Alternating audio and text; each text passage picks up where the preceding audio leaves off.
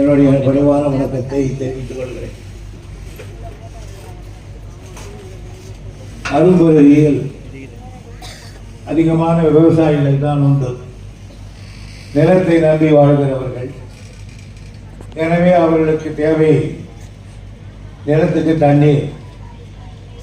அந்த தண்ணீரை தேக்கி வைத்து பஞ்சகாலத்திலும் விவசாயத்திற்கு தண்ணீர் கிடைக்கிற வகையில் ஒரு திட்டத்தை வகுத்திருக்கிறோம்.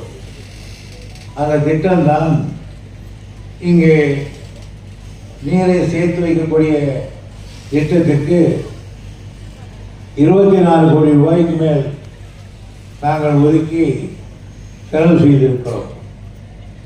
இந்த செக் டேம் எப்படி இருக்கும் என்றால், சாதாரணமாக ஒரு 2 அடி ஆழம் கடற்கால் எடுத்து போடுவதல்ல.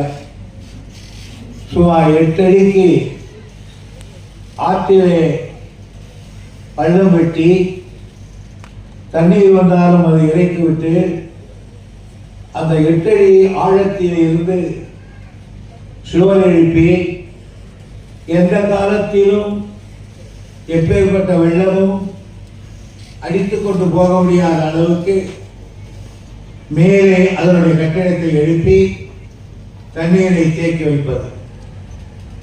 இப்பொழுது பார்த்தால் உங்களுக்கு சாதாரணமாக தெரியும். ஒரு வெள்ளம் வந்தால் தண்ணீரை தேக்கும். சுமார் ஒரு 1/2 மைல் 3/4 மைல் தூரத்திற்கு தண்ணீர் அப்படியே தேங்கி இருக்கும். ஆக தண்ணீர் தேங்க நிலங்களுக்கு தானாகவே தண்ணீர் அதிகமாகிவிடும்.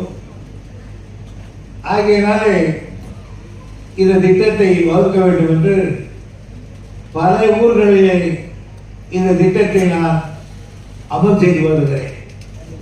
அதில் முக்கியமாக மிக விவசாயிகள் நிரம்பி இருக்கிற இந்த ஊரில் அவற்றுக்கான திட்டங்களை இன்றைக்கு முடித்து திறந்து வைக்கின்றோம். இந்த திட்டத்தை பொறுத்தவரையில் மட்டுமல்ல, இந்த ஊரை பற்றி எனக்கு நீண்ட நெடுங்காலமாக தெரியும். நான் மாணவனாக இருக்கிற காலத்தில் அண்ணா அவர்கள் இந்த ஊருக்கு வந்து குடியேற்றினார்கள். அன்றைக்கு தன்னந்தனியாக நின்று இயக்கத்தை வளர்த்தவர் நண்பர் கல்யாணராமன் அவர்கள். அதற்கு பிறகு இந்த ஊரை தொடர்ந்து நான் அனுபவித்திருக்கிறேன்.